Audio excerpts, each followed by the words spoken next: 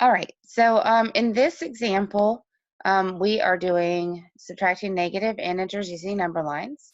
If you see the side note, we're first going to convert it to addition using keep, change, change. We're going to keep the first number, change it to addition, and then switch the sign, the last number, change the sign, the last number. So this is 3 minus 5. So I'm going to rewrite it as addition. I'm going to keep the 3, change the minus to a plus, and the positive 5 is now a negative 5. And now looking at my number lines, I can see I'm looking for the one that starts at positive 3, and that would be the first one.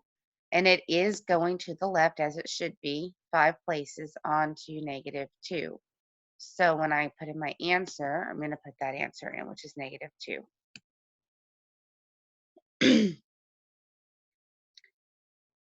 Okay, so in this one, we are going to do 2 minus negative 1.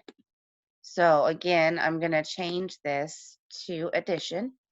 So keep the 2, change it to addition, and since that is a negative 1, it is now going to be a positive 1.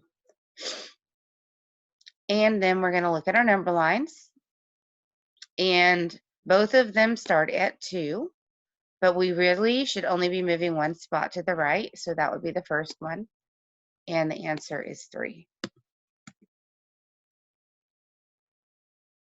Okay, last example, we have negative 4 minus negative 8.